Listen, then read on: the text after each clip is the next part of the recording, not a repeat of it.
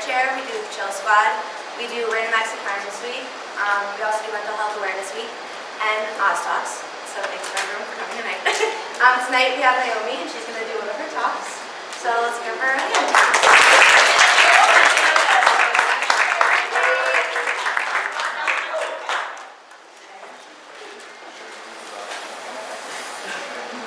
It's a lot of you guys.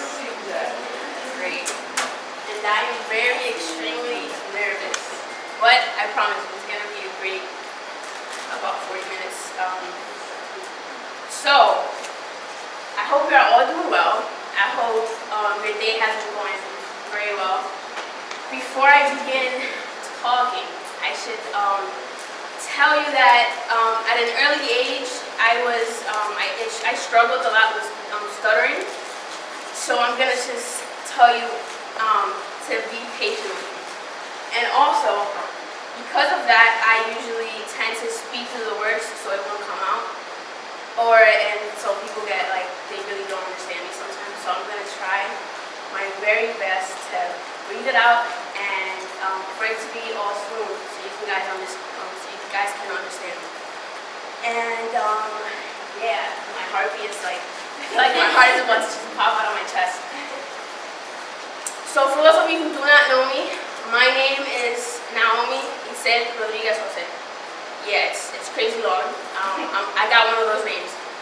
But you just call me Naomi. You don't have to call me by a long name. So yeah. Let's see.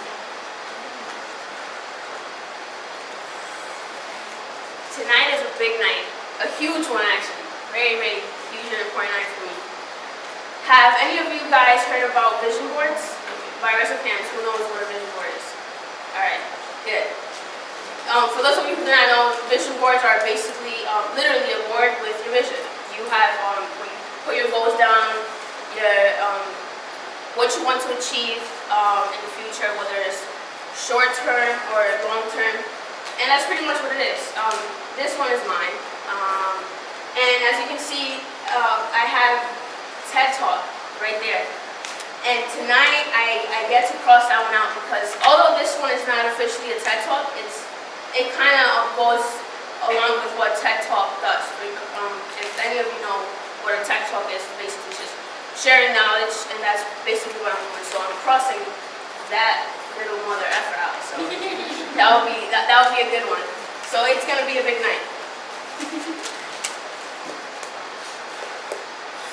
Before I get into my stories, I want all of you, this is more for me, but also for you, so you guys can just get settled down and just, First I want all of us to just breathe, take a deep inhale, and exhale. I'll do that one again just for myself. Alright. So, secondly, I want to thank you. And this, you're probably thinking, doesn't this come at the end? This one is a little bit kind of different thank you, and it's a thank you for being here. Not here for my talk, but just simply thank you for being here in the moment, for breathing, for being alive, because not many can make it this far, and that's just a simple truth. It's extremely difficult to wake up every single day and start a brand new day, to start over. If you think about it, it's like, shit, it's a lot of effort. It takes a lot, and I'm pretty sure for those of you who have 8 a.m. classes, or 9 a.m., or even 12 p.m. classes, you dread it. It's hard to get up. So that is why I want to thank you. I want to let you know that you are worthy of being here. So yeah. Thank you for being here. I really appreciate it. I guess I should let you know what I am not here to do. And one of the first things that I am not here to do is I'm not here to waste your time. I value time way too much. It's probably my first thing ever because, like I said, not many of us make it this far. So I promise, only if you allow me, I will not waste your time. And I I am also not here to make you better. I don't do that shit. I don't make people better. Why? Because you yourself make yourself better, not anyone else. You yourself decide to make yourself better. So I'm not here to do that. I don't do that. Lastly, I am not here to be your first source of motivation. I hope, and probably some of you did come to this talk to maybe receive some kind of motivation or inspiration. A lot of people think I'm very inspiring and all that cool stuff. But I'm not here to be your first source. Why? Because, again, you yourself are your own motivator. If you're motivated by someone, it's because you allow yourself to be motivated by them. So you should be your first source of motivation. Okay? Little dog, let's sit. Let's hang off to the drive. With that being said, what the heck am I here to do? I actually like to go that one too. I am here to share my knowledge, my own knowledge. What I've gained, or at least some of the things that I've gained throughout my 20 years of being alive.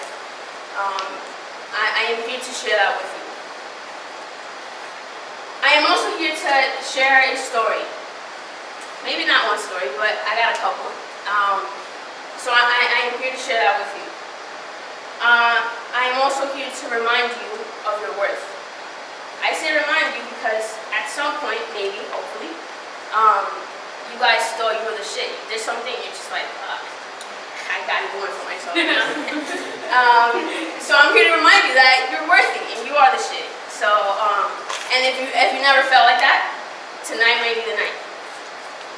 I am also here to allow you to witness the power of deciding to always be a winner. Always. And why is that? By raise of hand, for those of you who know what the term taking an L means, who knows that? Daily. Alright. For those of you who's taking an L or a couple L's?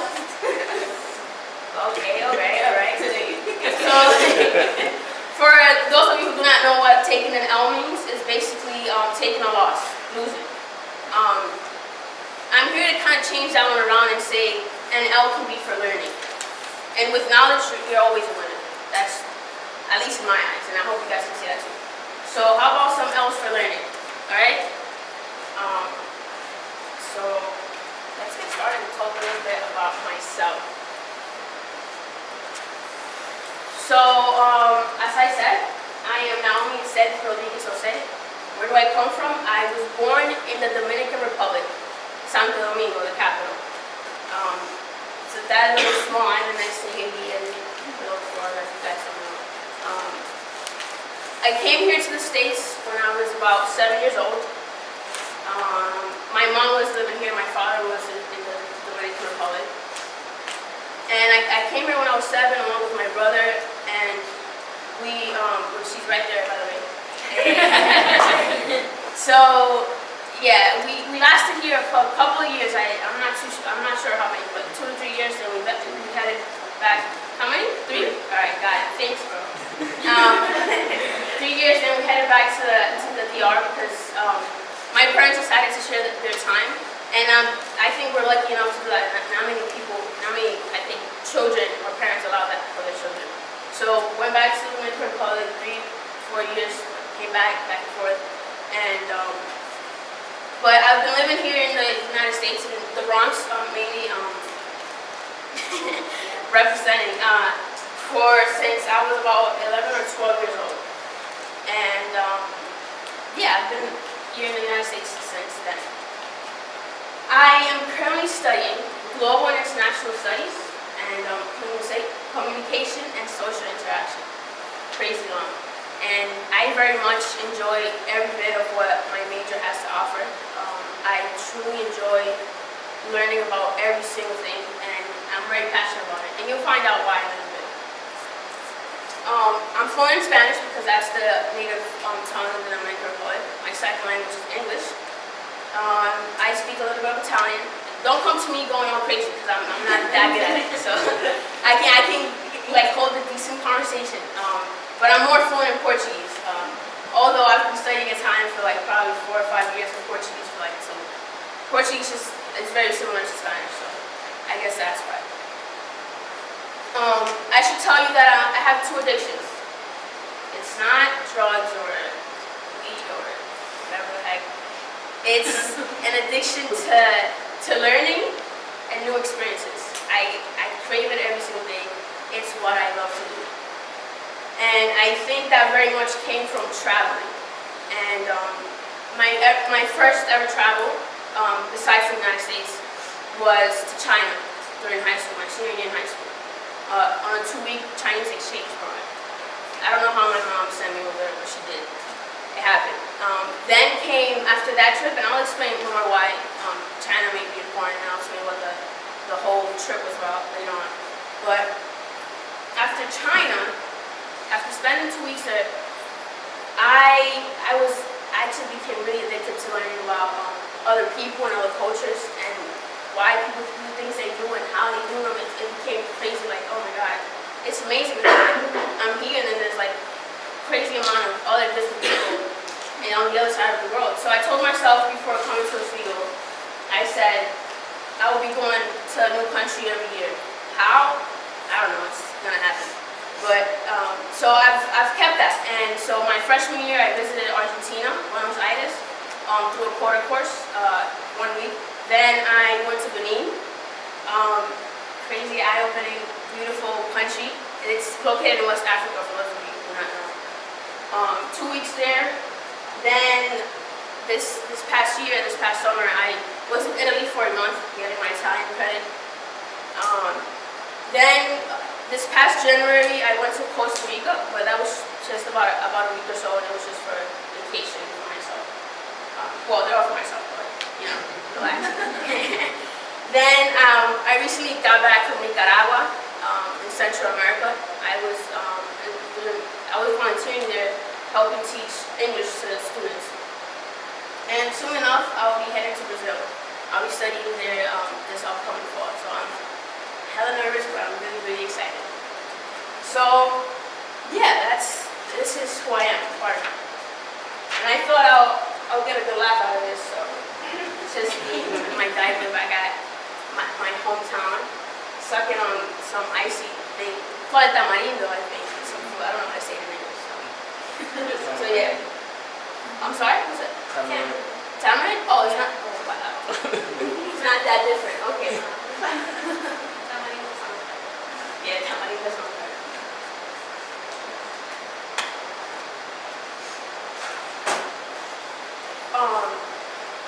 So I've divided this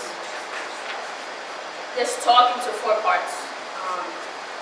Experience, learn, share, and inspire. LC is something I created 2014, 2015. It was a way for me to share what I was going through with childhood and with also traveling. In 2015 is when I headed over to China. And so since China, I really became, I wanted to share with people, like, hey, I went to China, I did this, I saw this is what I got from it. And so I created it. I was one day sitting in my room and I'm just like, well, let's see, I like experiences, I like learning, I like sharing, and people tell me I'm inspirational, so shit, I like inspiring. So those 4 words just happened to become Elsie. And so I decided to divide this into these 4 sections. Experience.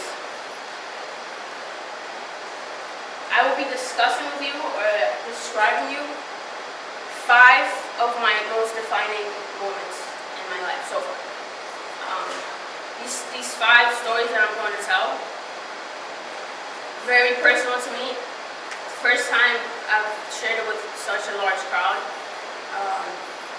It's 1 or 2 are going to be tough to get through, but I'm very excited. I'm excited for you guys to hear about them because I'm sure it's going to help at least one of you in this room, and that is why I share what I share. So I'll be telling 5 of those. First one, China. So why was China such a big deal in my life? As I said, it was my first trip besides the United States. So it was my senior year in high school. I went on a 2-week Chinese exchange program, meaning I went over there, I lived for the host family, and after I got the 2 weeks done in China, I came back and then my host sister lived with me. So I went there for 2 weeks. First week we toured 2 cities. Not that any of you probably know Beijing, but you may not know Hangzhou, which is one of the greenest cities I've ever been to. We toured those 2 cities. Then the second week we headed off to Nanjing, which is where I got to live with my host family. Host family consisting of my host sister, as you guys know, one-child policy in China at that time, then her mom and her boyfriend. Beautiful. I never thought I would be dealing with a Chinese, like an actual, straight up Chinese person. It's an amazing culture, and if you ever get the chance to, go to China. Don't even think about it. Just go to China. And let me just tell you, Chinese food here, it's not Chinese food. It's not Chinese food. And it's Americanized, very extremely Americanized. I'm not sure what part of China it has inside, but so yeah, I lived with my host sister. I went to school with her.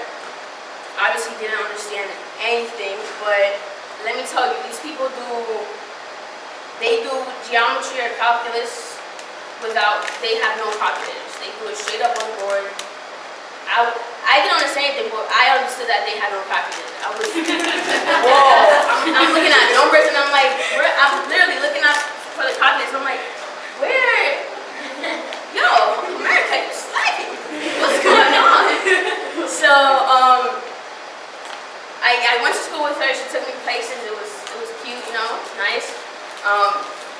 And one thing, I think one thing that really stood out to me, obviously the Chinese culture, and the fact that before I went there, I had all these preconceptions about how the culture was and what they were about, or at least what I had seen here, or stereotypes. And when I went to China, I learned why they do the certain things they did and how they did them. And I really began to appreciate people. When I got back from China and I went back to the Bronx, I sat in the bus and I remember taking public transportation. I'm just like, yo, none of these people probably know what's out there. Like, I'm like, yo, Chinese people are dope. Like, they don't know that. So I became really astonished, and that's why I became addicted to learning about other people.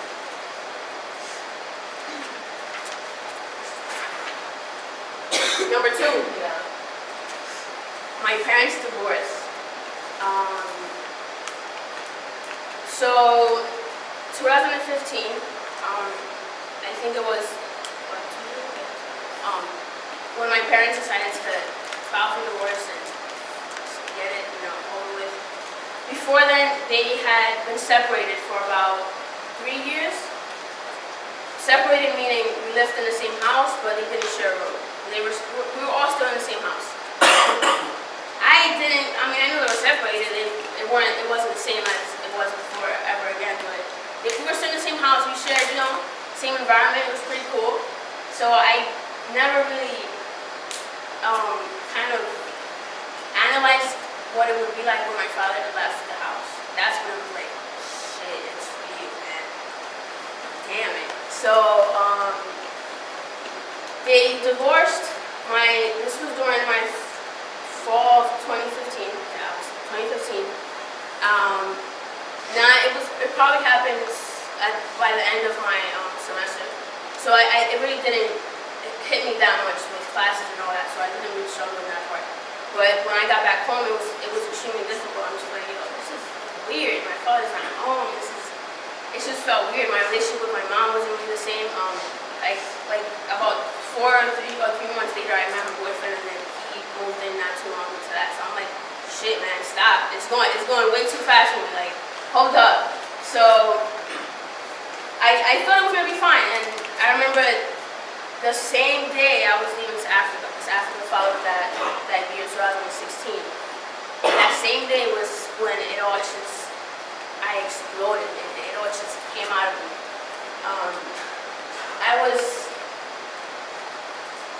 I don't know, I had a lot of anger built up, and because I was so upset at how my family was. I expected, I always envied when I was growing up.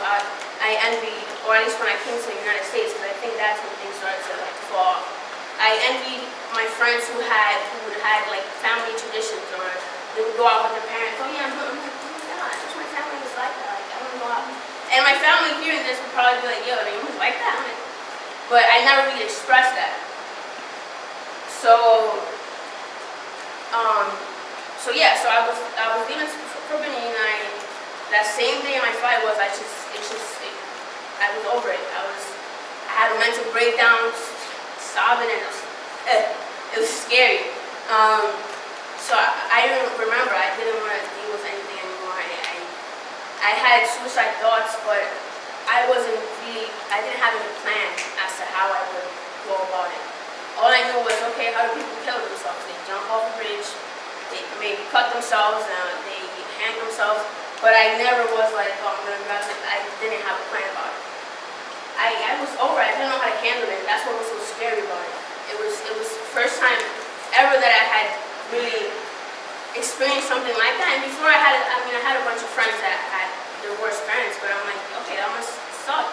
But their parents divorced at a very early age, like when they were really young. And I'm here in my life, 17 years old or 18 years old, and I'm experiencing it.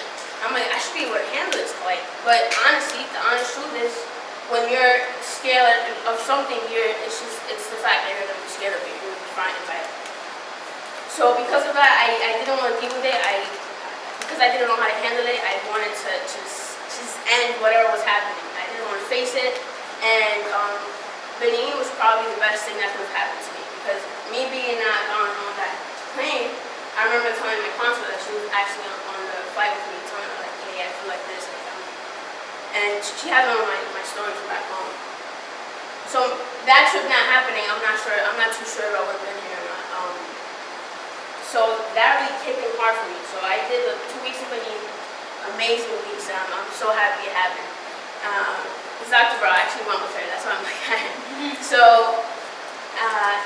2 weeks passed, and go back home, weird vibes. It's like relationships, I'm not feeling it too much, but my mom is probably the worst that's ever been. And so I'm just locked in my room 24/7, 4 walls. I didn't want to get out, I didn't want to eat, just black.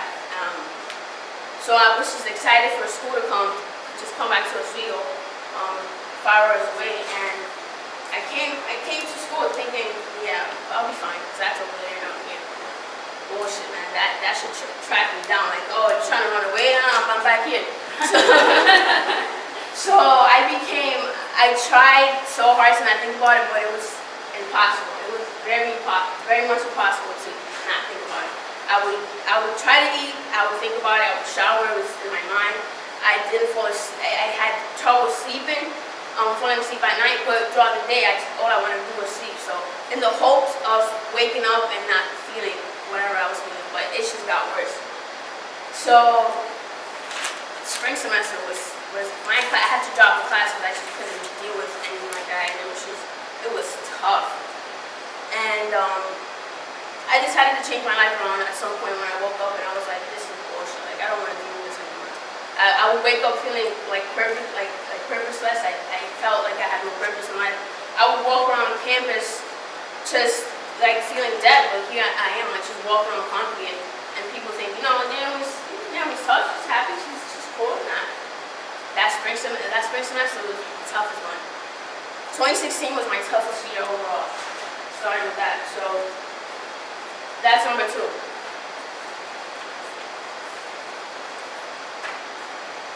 DJ Khaled, huh? DJ Khaled. Who knows who DJ Khaled is? Alright, young people. I'm not too sure of who he is exactly, but I think he raps, sings, I don't know. But producer, I just know that he said he's the day creator kind of guy. Like, the key to success, they don't want you to do this, they don't want you to breathe, they don't want you to go to classes, that kind of stuff. So number 3, the day of my life. These 3 people are my favorite ones. These three people are my favorite. And I'll explain why. So, following spring semester, after I dealt with my parents' divorce, I got a summer job. Oh man, good times. I got a summer job. I was basically mentoring students that got out of high school, yeah, whatever they were. But I was mentoring them along with a group of other co-workers, about 12 of them. And there was something that this was coming back from Italy. I got back for the program, and I wasn't feeling like people were acknowledging me. And I didn't feel that my coworkers were like respecting me, you know. I just felt like I would walk into a room and I wasn't updated on whatever had happened. They wouldn't tell me, hey, this is happening, whatever. So I'm like, yo, this is iffy. Like, what's going on? And like previous to that, we had to take a course together in order to be trained for that. And something similar happened in the course, and I had addressed it with them, and I told them, I even wrote a letter because I like to write letters. So I told them, explaining to them, like, hey, I'm not here to compete if that's what you think I am here. I don't do that shit either. So I'm not here for that. And I remember telling them that during the course, and then when we got back for the actual program, it was still the same crap. They didn't like me. I felt it. Like, you know when you get bad vibes? Come on. Like, you know when you walk into a room and people don't fuck around with you, like, you know, you feel it. So that was me. These people, for some reason, I don't know why, because I was never at a personal level with them. For some reason, they didn't like Naomi Rodriguez. For some reason. For the reason being that I still don't know to this day, but that's not my problem. That's theirs.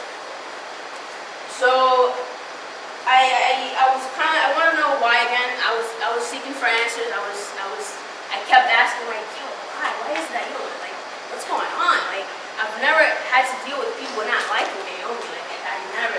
In high school, softball player, people, I was always this uppity, the same person. People enjoyed at least I hope so, enjoyed my presence. Like, I never had problems, never got into a fight, never. And I had to deal with this. I'm like, why is it?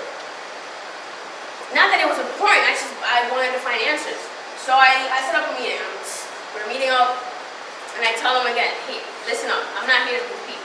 I'm not here to compete because I'm here to share knowledge. I'm here to grow. I'm here to help you grow. I want to learn from you, and I want you to learn from me. That's what I'm here for. Straight up, I tell them. I'm not sure what's going on. I would appreciate any feedback about anything that I've done. And so this is the feedback I got. These three people, my favorite people. First one, I don't know how to separate my personal life from my professional life.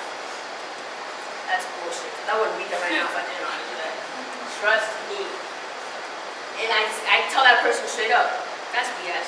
I appreciate your comment. I appreciate the feedback that I got. I appreciate you like telling that to me, but that's not true. I remember telling them, if I would not know how to do that, I wouldn't be standing right here. I wouldn't be having this conversation with you, because if I had to bring my personal problem to my professional life, that's a lot. That's a lot. So I'm like, yo, all right, first one. Second one says, I have too much pride. She was damn right, I did. Damn right. And I told her, I'm like, you're damn right I have too much pride, because I deserve to have all this pride. I deserve it because I'm here right now. I survived whatever I went through, and I deserve to have that much pride. If it scares you that I have too much, do something about it. I'm not doing anything to you. It's your problem, it's not mine.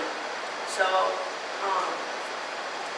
was not like too much pride. I'm too prideful, and I walk around campus thinking I'm all that.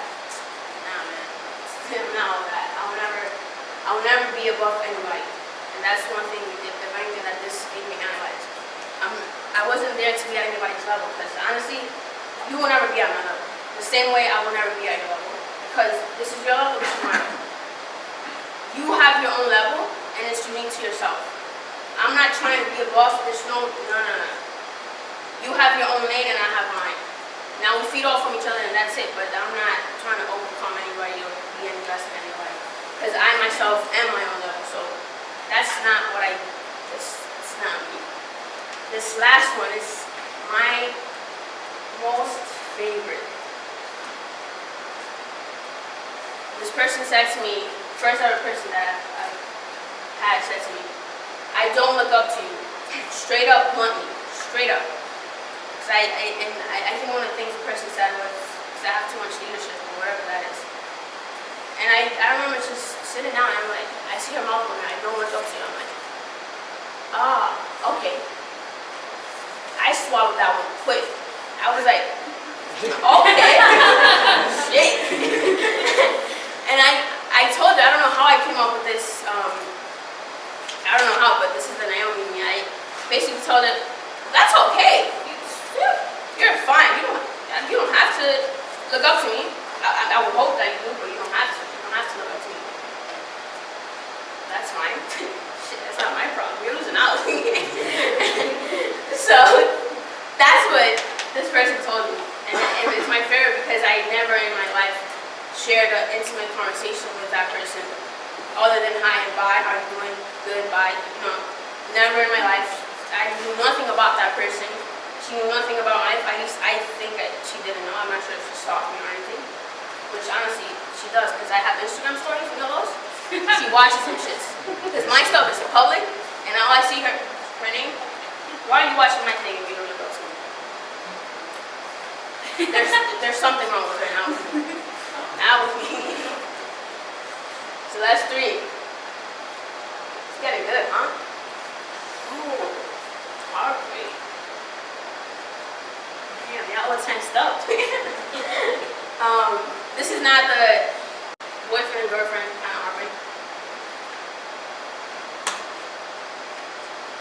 For those of you who think that there's only one kind of heartbreak, it's this is not one of those. This is a friendship, but relationship that was pretty strong, and I would say intimate, because we shared a lot with each other's life. That I had to end because it was just extremely toxic for myself. This was last semester. And I'm not going to go into too much details. It's not only my story, so I respect it. I had, for the first time ever, I experienced someone at the edge of ending their life, basically. As you guys, as I said before, I was suicidal at some point. So I resonated a lot with that person because I'm like, shit, I know what it's like to be there. I need to save this person. I need to get them out of there. Like, they cannot be there because it's horrible. It's horrific. So literally, eye to eye, I almost witnessed someone take their own life. It's the scariest shit I ever heard, honestly. All the moments are just flashing back. So basically, this person and I had a common friend. The heartbreak wasn't the person that was suicidal, it was the common friend. The common friend and I had very strong relationship. I saw him as a family member. It was very meaningful to me. So me trying to save this person and worrying so much about their life, I almost forgot to save myself. Almost. You know when you give a person a hand and they want to take your whole arm? Like, yo, chill, man. What are you doing? I just gave you a hand. That's what happened. She wanted to take my whole arm. And I had to stop it. I'm like, I'm not sinking into this. Hell no, that's not my battle. I did the best that I could. And that took a lot of time for me to realize that. I did the best that I could, and that was leading that person to the resources that they needed to save themselves. But I wanted to do more, because I saw that the person wasn't really, I don't know, they were still struggling with it. I'm like, yo, come on, man. You gotta save yourself, come on. And I felt the need to be there because I'm Naomi and I could do all the great things in life, but nah, I had to stop that. So it being that as I was trying to help this person out, the person ended up lying to me about important stuff because it was their life, not mine. About important stuff about their life. So I'm like, you know what? I'm trying to save you when you just lie to me. What kind of shit is that? It's like that's not. This is not for you. I'm trying to help you out. So I didn't understand why the person was lying to me. And the common friend also was involved in lies. So I was like, okay, that's it. And I'm out. Bye. So that's what happened. I called it quits. I'm like, I don't have to deal with this. This is not my battle. I got my own life to live. So because I was trying to save someone else's life, I almost forgot to save my own. Last one. Counseling. The best thing I could have ever done in my entire life. Best thing. Counseling, as in talking about my emotions, talking about what's going on in my mind. Best thing ever. When my parents were going through a divorce, that spring semester, I decided to, one day, like I said, I just woke up and I'm like, I'm tired of this shit. I'm tired of waking up and not wanting to live. I'm tired of just being numb and just crying all the time. And I'm tired of having headaches and all that. I'm tired of it. So I'm like, just gonna walk to this place that someone told me once. So I went in. I'm not sure how I got the guts, but I walked in. I could have called easily. I could have called, but I know Naomi had to walk. So I walked in, and yeah, I want to make my first appointment. She gives me a gift for some of my information, and then she hands me a post-it, and she says, "Write 2 reasons why you want to go to counseling." And I'm like, I'd be honest. First one, family problems. Second one, I was thinking about writing it, but I'm like, yo, just write it. Second one was I wanted to be happy. I wanted to be happy. I'm pretty sure that's all that we wanted. I wanted to be happy. I was tired of just feeling sad all the time and not knowing how to deal with it. So that was the best day of my life because that was the day that I saved myself. So after my first session, and all I did was talk about my problems, yo. And usually I'm sure like I'm not the only one who feel like this, but we don't talk about emotions in my family. Emotions are, chill, like, you can't talk about that. That's not, you don't do that. So ever since then, I became more familiar with how to deal with my emotions, and that's why I'm able to talk about emotions. Whether they're good, whether they're just emotions. There's no good or bad, at least in my eyes. Emotions are emotions. They make us who we are, and that's simply a fact. You go through one, because I'm pretty sure we all want to go through the happy emotions. Happiness, we want to enjoy that, but when it comes to being sad or terrified, you don't want to go there. But once you experience that, you already know how it feels. So when it comes back, man, you know how to deal with it. So it's one thing I definitely learned from counseling. And so what did I learn from each of those 5 moments?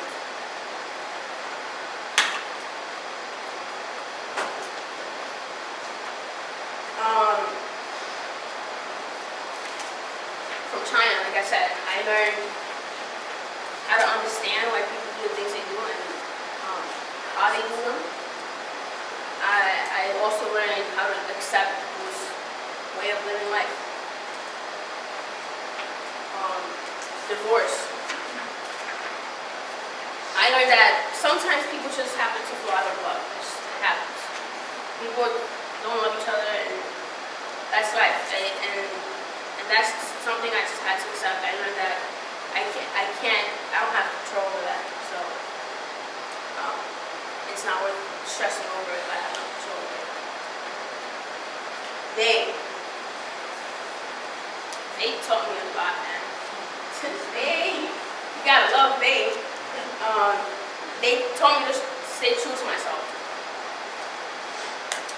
I gotta believe in what I do and understand that I'm not gonna be able to reach out to everybody. There's always gonna be a group of people that are going to be with me for whatever reason it is. A reason that I don't have to know. Because again, it's not my problem. I've done the best that I can at being myself. It's up to people whether or not they wanna appreciate my presence or acknowledge me. So I learned that from me. Heartbreak. learned that sometimes being in pain can cause you to cause pain to others. Throughout that stage of me going through heartbreak, I also had some problems with another friendship, and I realized, like, damn, I'm hurting people, man. That's because I'm in pain, and I kind of forgot about, damn, there's other people out there too, you know? So I also learned that it's important to acknowledge that, to say that to yourself, like, hey, come on, man, you got it. Slow it down, come on, take it easy on me. And counseling. I learned how to be self-patient with myself, with whatever I'm going through. Just have patience with myself, but whatever it is, it's gonna take time. Allow myself to feel every bit of whatever emotion is going on, even though at the moment I'm probably not gonna want to, but I learned that we have to value happiness the same way, well, we have to value sadness the same way we value happiness, because they're emotions, and that's how humans are, and I can't change being a human. Not that I know how to, but if any of you know how to, then I know. I may want to be a dog one day. So I learned how to appreciate every emotion. I learned how to be self-honest with myself. Whatever I'm going through, own it. Own it. Don't lie to yourself. Never doubt my capabilities. Never doubt my creations and what I do. And I also learned how to trust myself. How to trust that if I survive the now, I can survive later. And if I survive today, I can survive tomorrow. I need to trust that at some point I'm gonna get through it. When? I don't know, but I'm gonna get through it. So that's what I've learned from those five defining moments. There was one day I was listening to a podcast. I'm not sure which one, but I've never forgotten this. It was years ago. The person had said, you don't truly enjoy something until you share it. If you think about it, if you buy something, you know, usually this is what us women do, but if you men, I have a person who knows some men, like, hey, look at what I got. You know, but we usually, hey girlfriend, look, I got this. And you would really enjoy that feeling. But for you men that probably don't do that, you also share it, because once you wear it, you're not going to enjoy the clothing if it's sitting there. Once you share it, it's when you really, hey, I'm rocking this. So what's up, you know? So you never really truly enjoy something until you share it. That's why I think sharing is so important. That's why I share the knowledge, or at least my knowledge of what I've learned, because I think it's important to people's growth, to humans' growth, and because of that, I truly believe that we are interdependent on each other. We live in one planet, and we're not getting away unless, I'm not sure unless what, but we're not getting away at this one boss. So all we got is us. So I think sharing knowledge is extremely important for everybody's growth. And the way I share this, I created a website, Live Elsie. If you guys want to check it out at some point, by all means. There I share my photography. I share emotions on paper, which is basically just me going ranting about how I feel about certain things. I share my journals from trips and a couple of other stuff. I also have a YouTube channel where I uploaded some videos from my travel in Italy. I shared on the vlogs, the daily vlogs. And those two are one way I share. And I also love talking to people, as you can tell. And so, for those of you who have known me for either a semester, a year, and who I've shared a personal conversation with or intimate conversation with, raise your hand. Okay. So, for those people who raised their hand, raise your hand if if you have felt inspired by me somehow, that influenced you somehow, raise your hand.